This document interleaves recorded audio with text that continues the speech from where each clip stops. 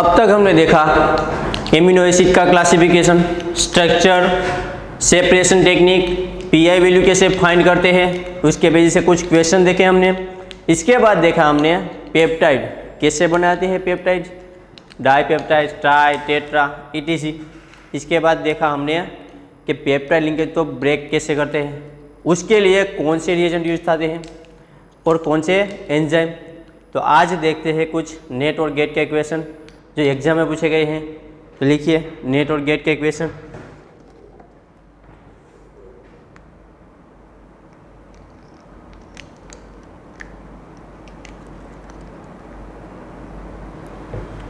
Gate का question है the tetrapeptide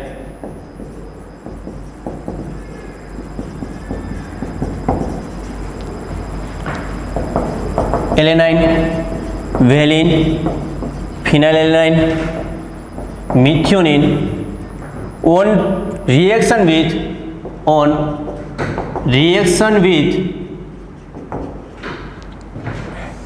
Senger's reagent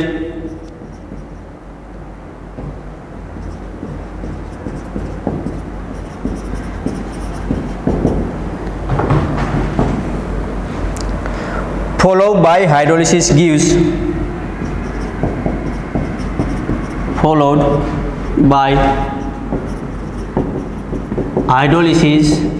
gives नीचे चार ऑप्शन दिए गए हैं। पहला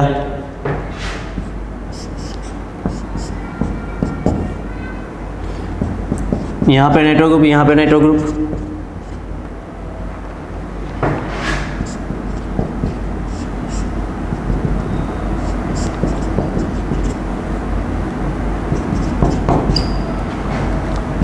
दूसरा ऑप्शन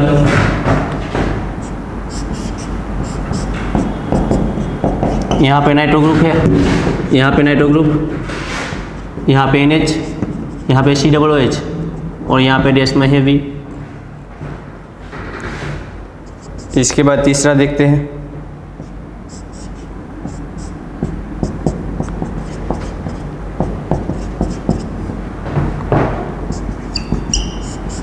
NH, यहाँ पे COOH और लास्ट ऑप्शन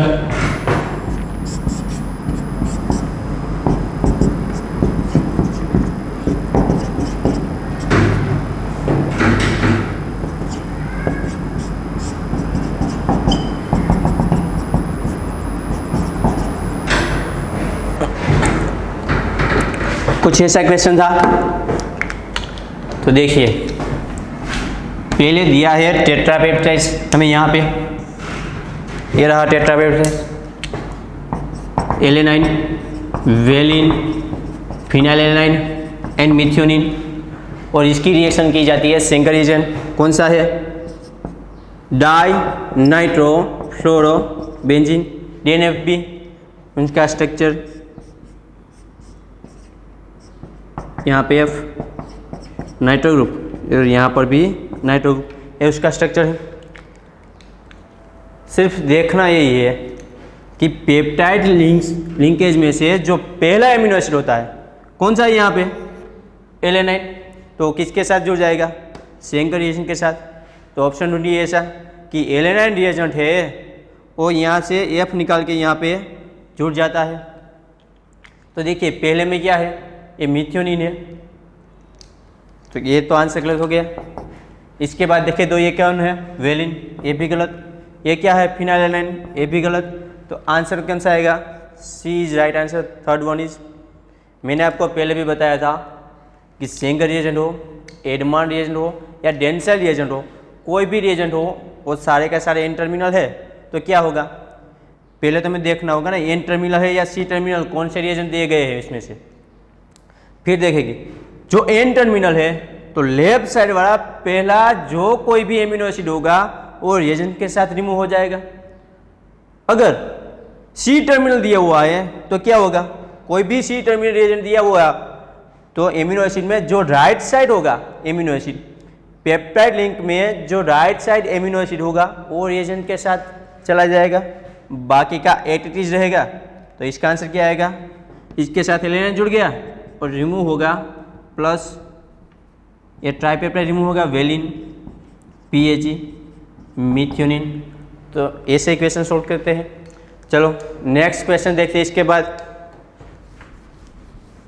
बस सिर्फ यही देखना है C टर्मिनल या N टर्मिनल, ऐसे इक्वेशन सॉल्व हो जाते हैं। एक गेट का क्वेश्चन था, 2 मार्क्स में पूछा गया था, बहुत ईजी है। नेचुरल प्रोडक्ट के क्वेश्चन बहुत ईजी होते हैं, इसमें ज़्यादा लॉजिक लगाने की ज़रूरत नहीं है, ज़्यादा कॉन्सेप्ट की भी ज़रूरत नहीं है, वैसे ही क्वेश्चन बोल जाते हैं। चलो नेक्स्ट क्वेश्चन देखते हैं। लिखिए नेक्स्ट क्वेश्चन, वो भी गेट का है। क्या है? The correct sequence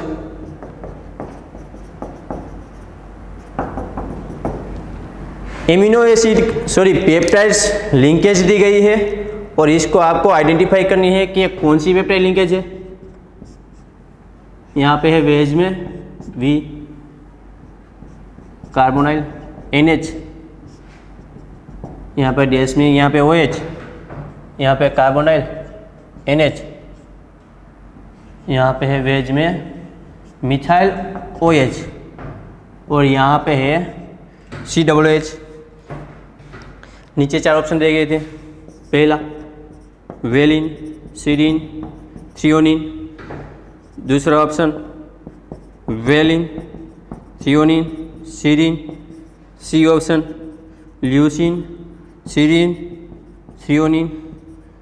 D option leucine, threonine and serine. तो देखिए इसका नाम कैसे करते हैं, लेफ्ट टू राइट जाते हैं और जो इम्यूनो एसिड का नाम होगा उसको लिख देते हैं।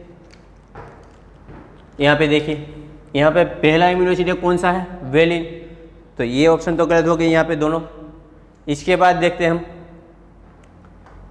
ये है एक किसका मोलिक्यूल है, सीरीन का। ये है वेलिन, ये है सीरीन और ये है थ्रियोनिन। तो इसका आंसर हो जाएगा ए, वेलिन, सीरीन और थ्रियोनिन। ऐसे क्वेश्चन पूछे जाते हैं। आगे नेक्स्ट क्वेश्चन देखते हैं।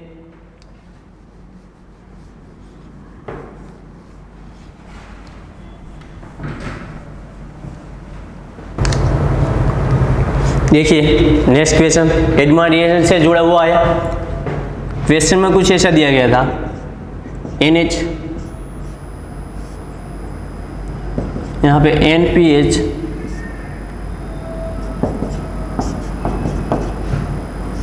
यहाँ पे डबल बॉन्ड S, साथ में दी गई थी ऐसी लिंकेज NH2, यहाँ पे मिथाइल कार्बोनाइल NH, यहाँ पे COOH। क्वेश्चन कुछ ऐसा था कि ट्राइपेप्टाइड लिंकेज है, उसकी रिएक्शन एडमान के साथ बनाते हैं तो प्रोडक्ट कैसे मिलती है। नीचे दिए गए थे 4 ऑप्शन, आपको ट्राइपेप्टाइड बनाना है। अगर ट्राइपेप्टाइड की एडमान रिएक्शन के साथ रिएक्शन करे तो इसकी प्रोडक्ट ऐसी और ऐसी मिलती है।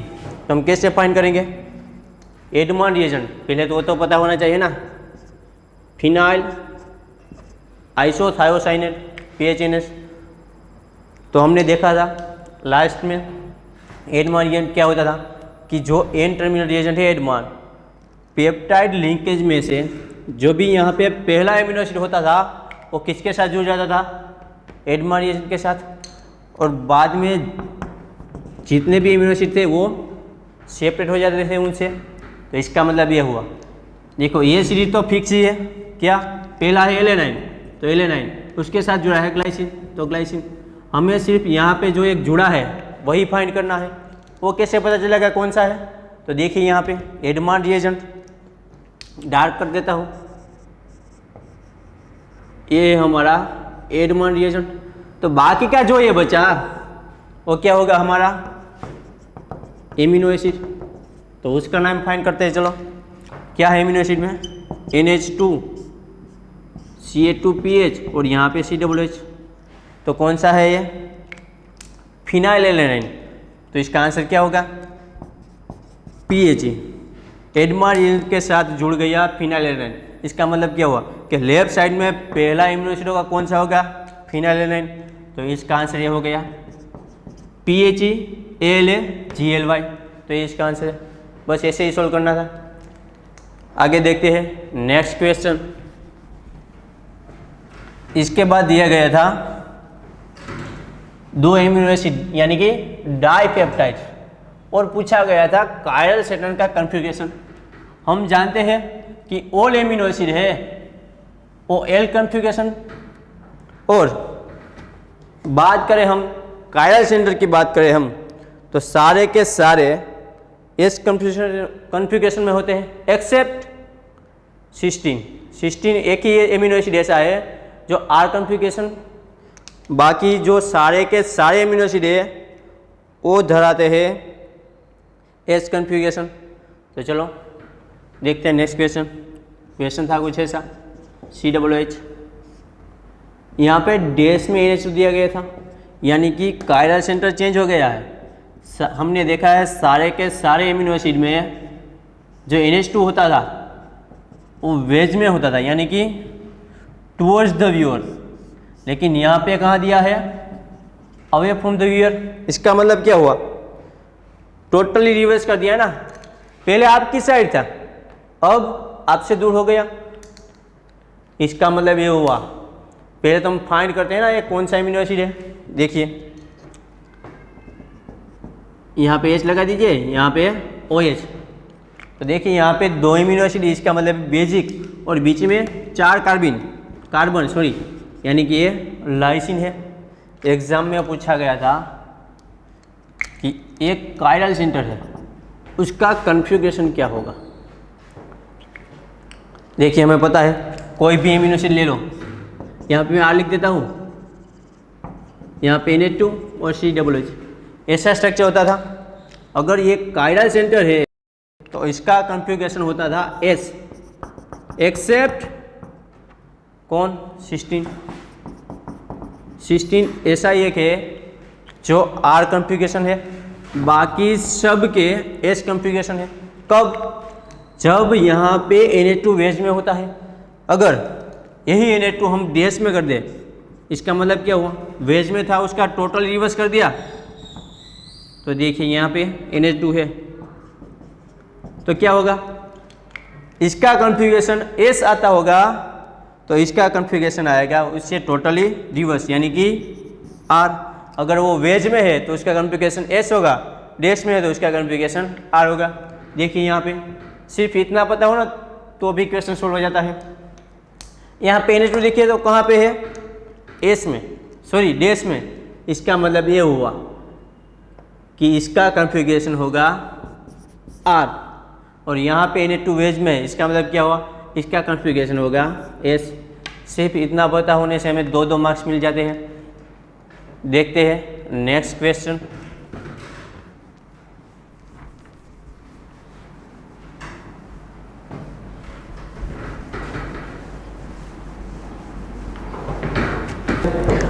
पेप्टाइड्स A, कोई भी पेप्टाइड लिंकेज है वो दे दी है, हमें नहीं पता है कितने हैं। रिएक्शन विथ 1,4,2,4 डाइनाइट्रोबेंजीन, यानी कि हमारा सेंगर रिएजेंट। पेप्टाइड लिंकेज है उसकी रिएक्शन करवाते हैं हमारे सेंगर रिएजेंट के साथ। तो देखिए आगे क्या कहा है, फॉलो हाइड्रोलिसिस गिव्स फिनाइलएलेनाइन। बाद में जब हम हाइड्रोलिसिस करते हैं तो प्रोडक्ट कौन सी मिलती है, फिनाइलएलेनाइन, शॉर्ट में लिख रहा हूँ। इसके बाद मिलता है एलेनाइन, इसके बाद मिलता है सीरीन, एंड लास्ट में मिलता है NN24 डाइनाइट्रोफिनाइल ग्लाइसिन। क्या मिलता है, N24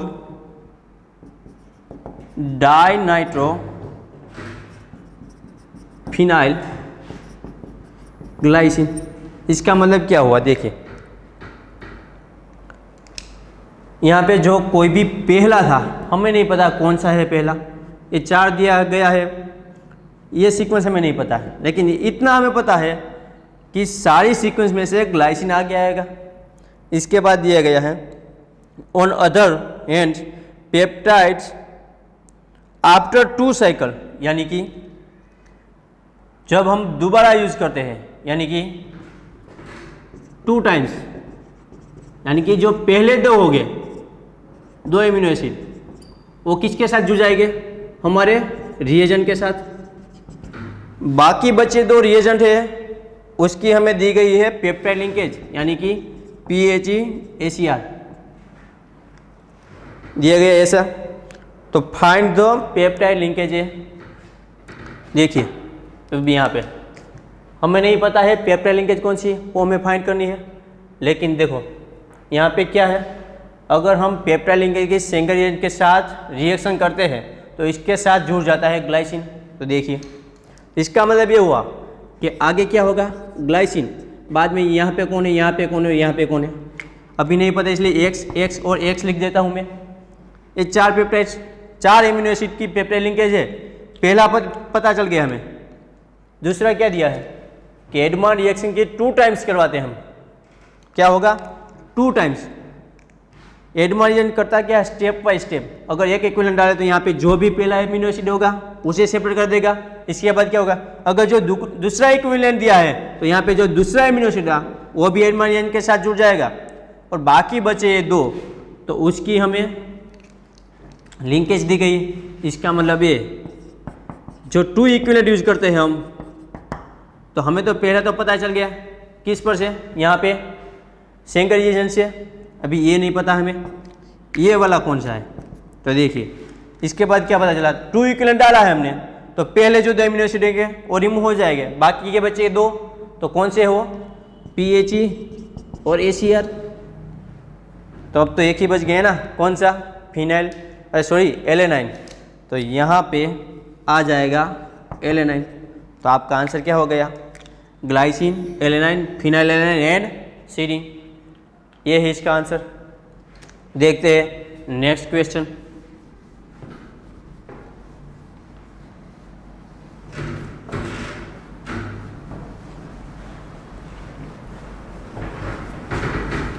इसके रिलेटेड पहले एक क्वेश्चन देख लेते हैं, बाद में एक नेट का क्वेश्चन देखें।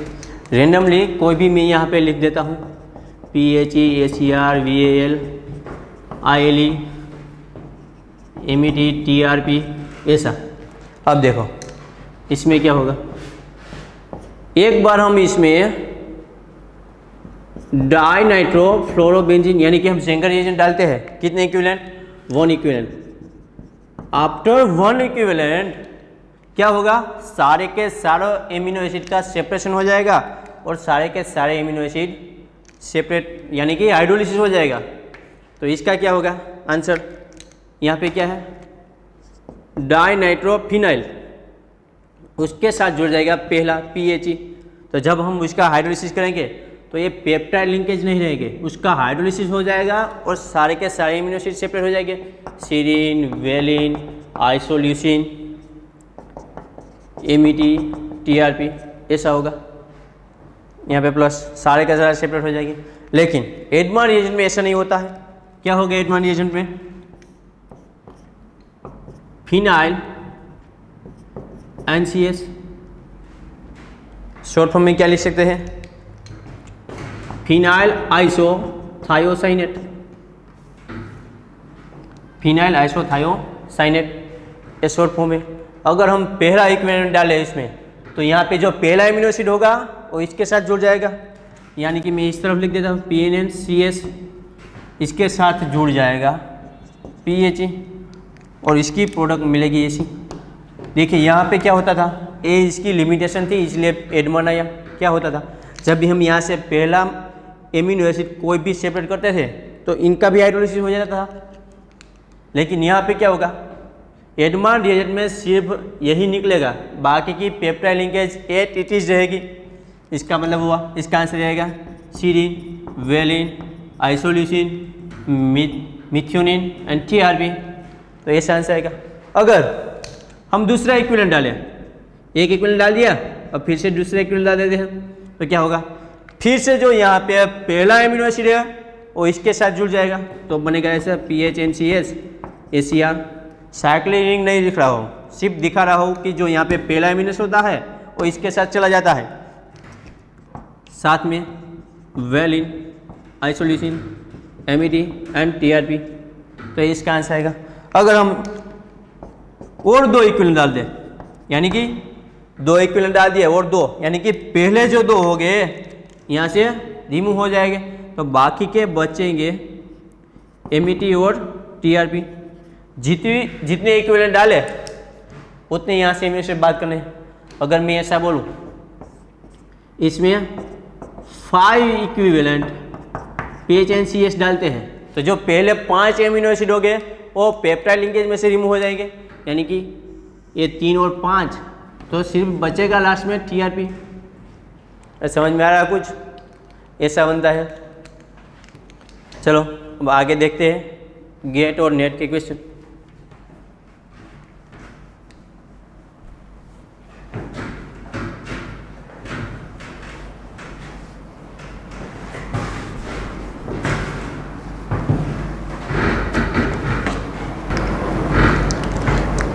देखिए 8pH10 यानी कि बेसिक मीडिया है, दिया है ट्रिप्टोफैन एग्जिस्ट एज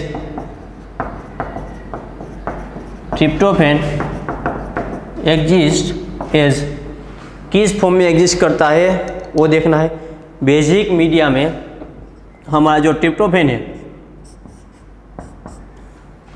वो कैसे एग्जिस्ट करना है वो देखना हमें।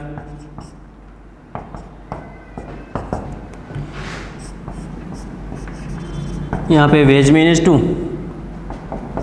यहाँ पे COO-, ये पहला ऑप्शन। दूसरा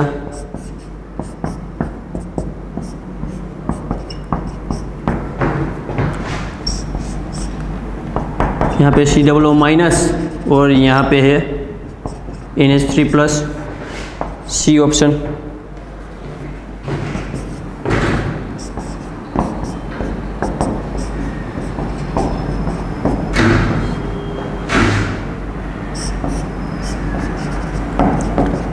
NH3+ और यहाँ पे COOH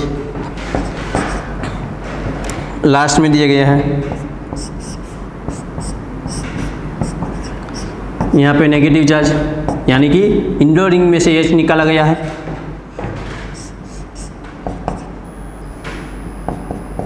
double bond OH and wedge में NH2। पहले तो हमें पता होना चाहिए कि जो ट्रिप्टोफैन है वो कैसा एसिड है, basic amino acid, neutral amino acid या एसिडिक एमिनो एसिड। तो देखिए आपको पता ही होगा ये न्यूट्रल एमिनो एसिड है। तो देखिए सिंपल सॉल्यूशन, यानी कि इसका जो हम सॉल्यूशन बनाते हैं उसमें ये ज्विटर फॉर्म में एग्जिस्ट करता है, ज्विटर आयन। तो देखिए किसे कहते हैं ज्विटर, तो यहाँ से बनेगा COO- और यहाँ पे बनेगा NH3+। ऐसा ही हमने देखा था कहाँ पे, जब हम एमिनो एसिड की सेपरेशन के बारे में बात करते थे तब ये करवाया था। देखिए ये न्यूट्रल होते हैं तो ना कि एनोड पे सेपरेट होते हैं और ना ही कैथोड पे, तो हम क्या करते थे, या तो हम उसमें एसिड डाल देते थे और बेस। अगर हम उसमें एसिड डालते थे तो यहाँ पे जो नेगेटिव चार्ज है वहाँ पे एच आ जाता था, और जो पहले न्यूट्रल एमिनो एसिड था अब वो कैसा बन जाएगा, कैटायन, यानी कि वो कैथोड पे सेपरेट होगा। अगर हम इसमें बेस डाल दें, एसिडिक मीडिया डालते हैं तो क्या होगा H+, यानी कि pH <7। क्या होगा, जहाँ पे नेगेटिव चार्ज है वहाँ पे H जुड़ जाएगा, क्योंकि उसमें हम H+ ऐड कर रहे हैं, यानी कि यहाँ पे बन जाएगा COOH। ऐसे COOH और यहाँ पे जनरेट होगा NH3+, ये बन गया हमारा कैटायन। अगर लिखा है यहाँ पे क्या, pH 10, इसका मतलब क्या हुआ, pH 7, इसका मतलब बेसिक मीडिया हुआ। तो क्या करेगा, H+ सेपरेट करेगा, कहाँ से, जहाँ पे मोर एसिडिक होगा। तो यहाँ पे देखो ये है H, वो मोर एसिडिक होता है, इसलिए यहाँ से रिमूव हो जाएगा और हमारा बन जाएगा नेगेटिव। ये पॉजिटिव जनरेट हुआ था, अब यहाँ पे जनरेट होगा नेगेटिव चार्ज, तो यहाँ पे होगा COO- और यहाँ पे रहेगा NH2। तो इसका राइट आंसर है, कहाँ पे गया, पहला ही राइट आंसर है, बाकी सारे गलत हैं। इसके बाद देखते हैं हम नेक्स्ट क्वेश्चन। बस इतना ही देखना था हमें। अगर जो न्यूट्रल एमिनो एसिड हो गए इसमें हम H+ ऐड करेंगे तो क्या होगा, ऐड क्या करें हम, पॉजिटिव चार्ज ऐड कर रहे हैं ना, तो लास्ट में हमें पॉजिटिव चार्ज वाला ही मिलेगा। यहाँ पे क्या डालते हैं हम, बेस यानी कि OH माइनस नेगेटिव चार्ज डालते हैं, तो लास्ट में हमें नेगेटिव चार्ज वाला ही मिलेगा। ऐसे भी याद रख सकते हैं आप लोग। नेक्स्ट क्वेश्चन देखते हैं।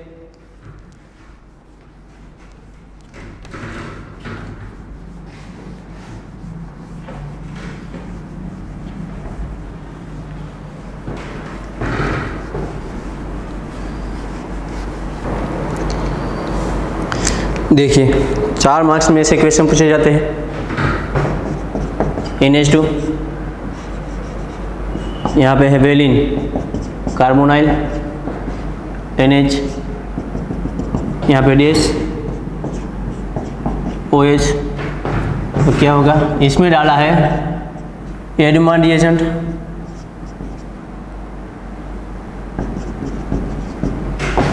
A+B,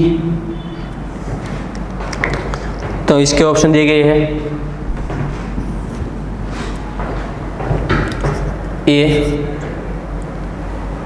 ए और यहाँ पे लिखूंगा मैं B।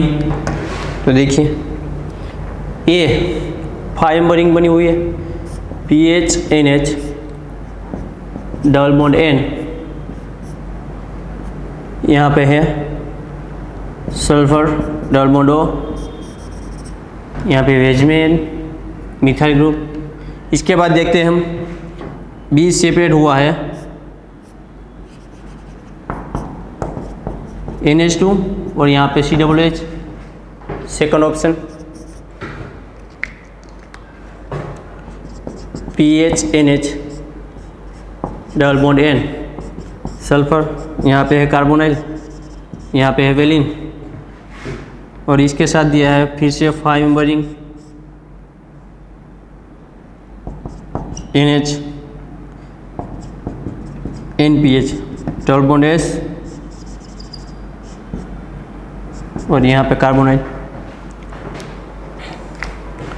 तीसरा ऑप्शन PHNH, यहाँ पे सल्फर डबल बॉन्ड O, यहाँ पे है मिथाइल।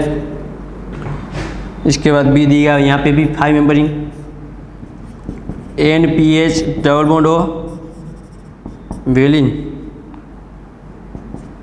यहाँ पे NH, यहाँ पे है डबल बॉन्ड S। इसके बाद देखते हैं हम लास्ट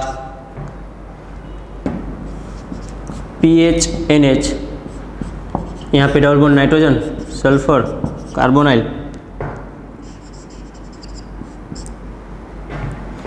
और यहाँ पे भी ऑप्शन दिया गया है NH2, यहाँ पे वेज में मिथाइल और यहाँ पे COOH।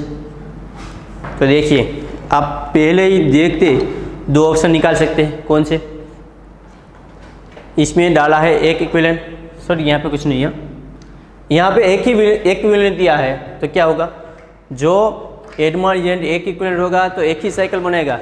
लेकिन आप इस ऑप्शन में देख रहे होगे तो 2 ऑप्शन दे दिए साइक्लिक के वाले।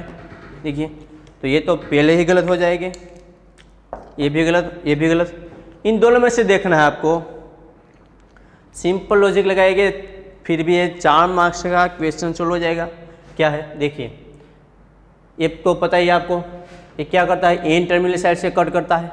इसका मतलब ये हुआ लेफ्ट साइड में जो पहला एमिनो एसिड होगा वो एडमान रिएजेंट के साथ जुड़ जाएगा।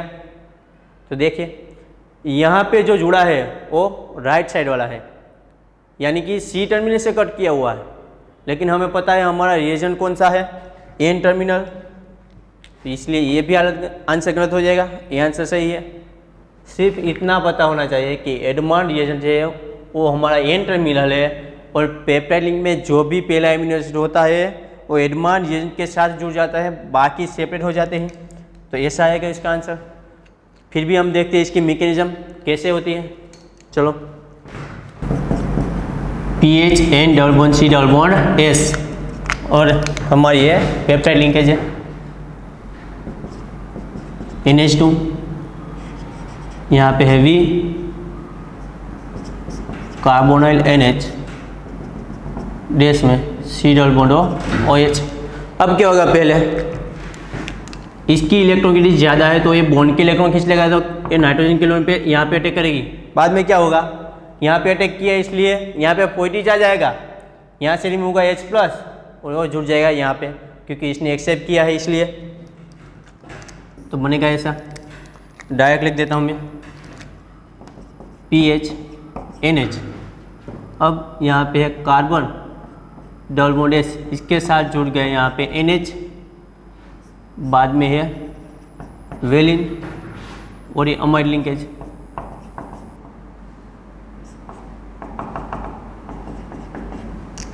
देखिए अब इस अमाइड लिंकेज यानी कि इस कार्बोनाइल पे अटैक करने के लिए दो पॉसिबिलिटी है, यहाँ पे है नाइट्रोजन और यहाँ पे है सल्फर।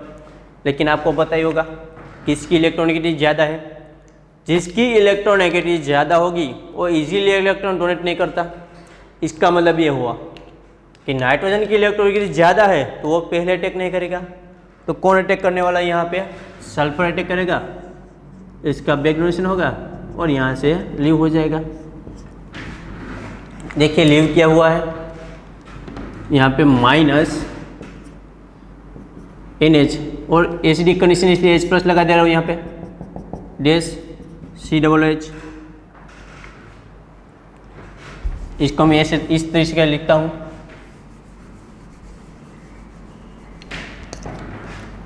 यहाँ पे बे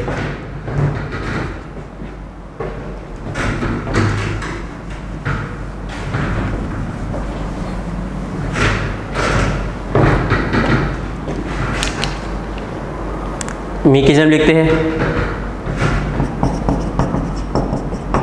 COOH। देखिए ये हमारा है पेप्टाइड लिंकेज,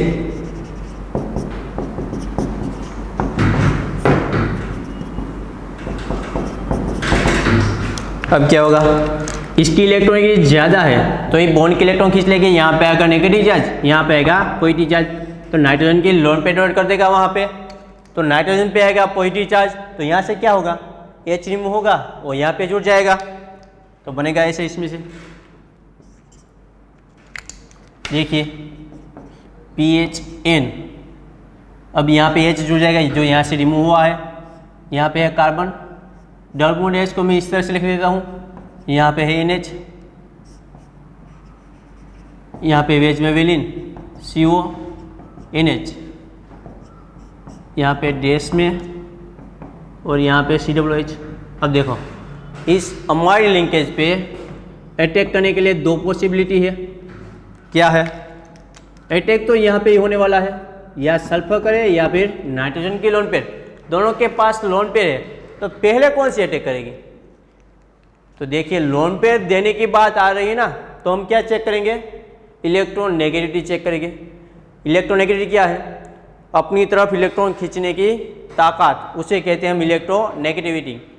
तो जिसकी इलेक्ट्रोनेगेटिविटी ज़्यादा होगी वो इजीली लोन पे डोनेट नहीं करता। लेकिन आपको पता है नाइट्रोजन और सल्फर में से नाइट्रोजन की इलेक्ट्रोनेगेटिविटी ज़्यादा है, इसलिए नाइट्रोजन ने अटैक नहीं करेगा। पहले कौन अटैक करने वाला है यहाँ पे, सल्फर, इसलिए इसका यहाँ पे अटैक होगा, बैक डोनेशन होगा और यहाँ से लीव कर देगा। देखिए माइनस एसिडिक कंडीशन है, इसलिए मैं यहाँ पे NH2 लगा दूंगा, यहाँ पे डैश में COOH, तो ये हमारा रिमूव होगा। लेकिन आप तो कहेंगे कि यहाँ पे आंसर में तो वेज दिया है, वहाँ पे डैश आ रहा है, लेकिन आप फॉर्म देखेंगे यहाँ पे जो है V शेप है वो अप साइड है, यहाँ पे जो V शेप है वो डाउन साइड में, इसको फ्लिप कर दीजिए तो क्या होगा, आउट ऑफ प्लेन घुमाएंगे तो यहाँ पे वेज डैश है तो यहाँ पे आ जाएगा वेज में, NH2 अप साइड है तो डाउन में, एसिड अप है तो ये भी डाउन में, तो ये बन गया।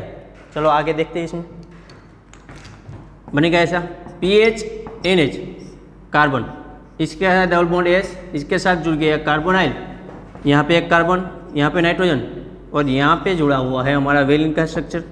देखिए यहाँ पे लोन पे डोनेट की, इसलिए पॉजिटिव चार्ज आएगा, क्या होगा, फिर से यहाँ पे ये लोन पे यहाँ पे आएगी, ये बॉन्ड के इलेक्ट्रॉन नहीं आएगा, यहाँ से H प्लस रिमूव हो जाएगा, वो कहाँ जुड़ेगा, यहाँ पे जो रिमूव हुआ ना NH माइनस, वहाँ पे H जुड़ जाएगा और बनेगा ऐसा PHNH, इसके साथ है डबल बॉन्ड S, अरे सब में मैंने ऐसे ही लिखा है, सिंगल बॉन्ड एस यहाँ पे।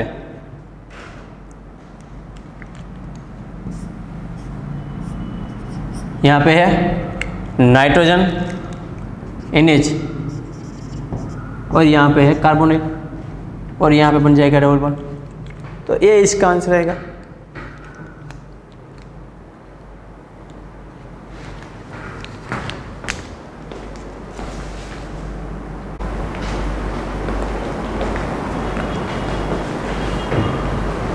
देखिए अभी यहाँ पे डबल बॉन्ड और यहाँ पे नाइट्रोजन के लोन पेयर, ये भी रेजोनेंस में जाती होगी और यहाँ पे आएगा, ये यहाँ पे आएगा, तो इसमें भी बनेगा ऐसा कुछ, लास्ट में बनेगा ऐसा। देखिए PH NH, यहाँ पे सल्फर, इसके साथ एक कार्बोनाइल, यहाँ पे डबल बॉन्ड N और इसके साथ है हमारा वेलिन यानी कि V शेप। तो देखिए कौन से आंसर से मैच हो रहा है। यहाँ पे देखिए फिनाइल NH, तो ये रहा phenyl NH, double bond N, तो ये रहा डबल बॉन्ड N, इसके साथ जुड़ा है वेज में आइसोप्रोपाइल ग्रुप, तो ये रहा वेज में आइसोप्रोपाइल, इसके साथ डबल बॉन्ड और S, इसके साथ डबल बॉन्ड और S, सिर्फ उल्टा करके लिखा है, बाकी सब सेम ही है। तो ये था इसका आंसर। सिर्फ देखना इतना ही था, क्या कि पहला मॉलिक्यूल होता है जो भी अमीनो एसिड का, वो एडमर्जेंट के साथ जुड़ जाता है। आगे देखते हैं नेक्स्ट क्वेश्चन। ऐसे क्वेश्चन 4 मार्क्स में आते हैं, बहुत इजी है।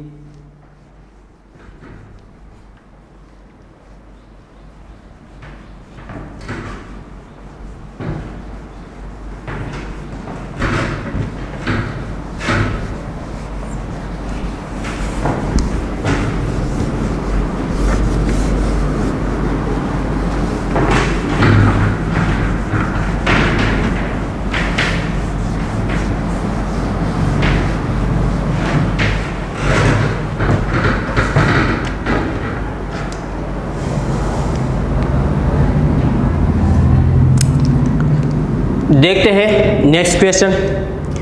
इसमें क्या था, एमिनो एसिड के स्ट्रक्चर दिए थे और सिर्फ आपको मैच करना था। यहाँ पे अमाइड ग्रुप, वेज में N2, यहाँ पे COOH। सेकंड था indole ring containing,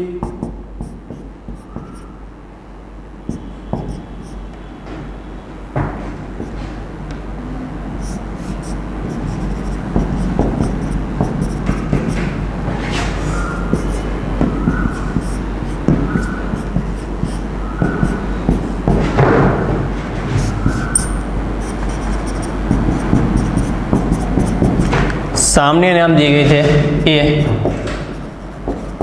tryptophan, B histidine, C asparagine, D serine and E glutamic acid. सिर्फ मैच ही करना था। चलो करते हैं सॉल्यूशन। पहले आपको बताइए कि इंडो रिंग कंटेनिंग यानी कि ट्रिप्टोफैन, तो इससे जुड़ेगा। ये क्या है, इमिडाजोल रिंग कंटेनिंग एक ही अमीनो एसिड है, वो है हिस्टीडीन। इसकी बात करें हम, यहाँ पे क्या है, अमाइड ग्रुप है ना, अमाइड ग्रुप और बीच में एक ही कार्बन यानी कि एस्पराजिन है। अगर बीच में 2 कार्बन होते तो ग्लूटामाइन होता। इसका मतलब ये हुआ कि पहले के सामने C आएगा, तो ये है इसका आंसर। ऐसे क्वेश्चन पूछे थे। आगे देखते हैं नेक्स्ट क्वेश्चन।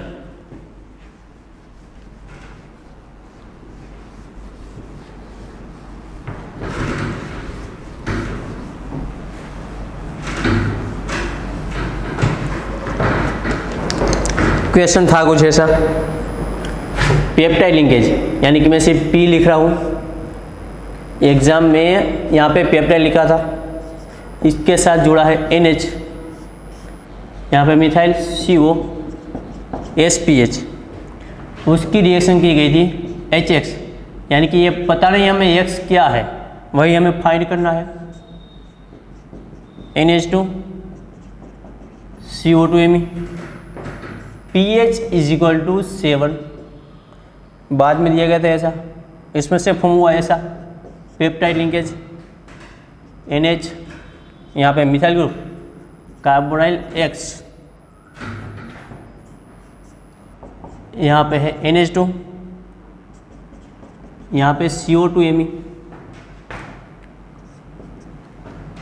और बाद में ये इतना स्टेबल नहीं है, बाद में फिर से रीअरेंज होके ऐसा बन जाता है,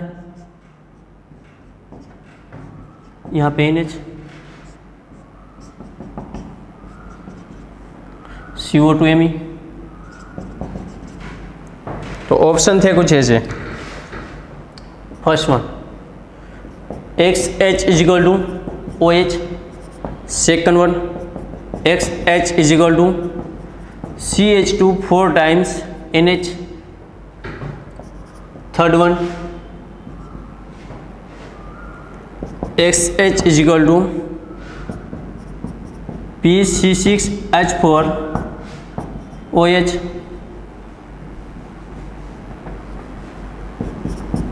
P यानी कि पैरा पोजिशन, इसके साथ OH, और फोर्थ वन था XH इक्वल टू SH। देखते हैं इक्वेशन, चलो फाइंड हमें करना है XH की जगह OH आएगा, CH2 NH2 आएगा, या फिर C6H4 OH आएगा, या फिर SH, वो फाइंड करना है हमें।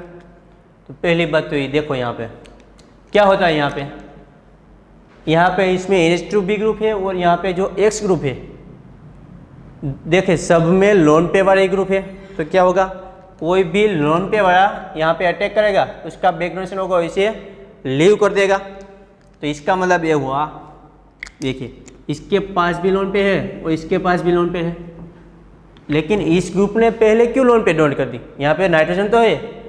इसका डायरेक्ट मीन ये हुआ कि यहाँ पे जो कोई भी ग्रुप है इसकी इलेक्ट्रोनेगेटिविटी नाइट्रोजन से कम होगी, यानी कि सिर्फ इतना पता हो ना, फिर भी 4 मार्क्स का क्वेश्चन ऐसे ही सोल्व हो जाता है। देखिए यहाँ पे ऑक्सीजन है, नाइट्रोजन है और सल्फर है, तो क्या होगा, ऑक्सीजन की इलेक्ट्रोनेगेटिविटी पता ही है आपको 3.5, नाइट्रोजन की 3.0 और इसकी 2.6। सिर्फ इतना पता हो फिर भी 4 मार्क्स का क्वेश्चन सोल्व हो जाता है। तो देखिए यहाँ पे 2 OH वाला है, वो तो पहले ही हमें कैंसिल कर देना है क्योंकि उसकी इलेक्ट्रोनेगेटिविटी तो नाइट्रोजन से भी ज़्यादा है। देखिए अब यहाँ पे NH2 है, यहाँ पे SH है, तो बात आई जब इन दोनों के अटैक करने के बारे में, तो इसकी इलेक्ट्रोनेगेटिविटी कम है, इसलिए पहले कौन अटैक करने वाला है, यहाँ पे सल्फर है, वो पहले अटैक करेगा, इसका बैक डोनेशन होगा, इससे लीव होगा।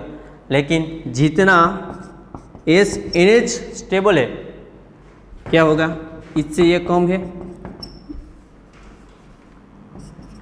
SH, ये अमाइड लिंकेज है, ये अमाइड लिंकेज ज़्यादा स्टेबल होने की वजह से फिर से क्या होगा, यहाँ से फिर से इसका अटैक यहाँ पे होगा, इसका बैक डोनेशन होगा और यहाँ से इसको लीव कर देगा। तो आंसर क्या आएगा इसका, right one answer is for SH वाला आंसर आएगा। सिर्फ इतना ही देखना था। अमुक क्वेश्चन ऐसे होते हैं, सिर्फ दिखावे के लिए बड़े बड़े होते हैं, सिर्फ थोड़ा सा ही लॉजिक लगाए तो इजीली इक्वेशन सोल्व हो जाते थे। तो ये थे हमारे नेट और गेट के इक्वेशन। आगे हम स्टार्ट करेंगे न्यूक्लिक एसिड, तो ये था हमारा एमिनो एसिड। अस्तु।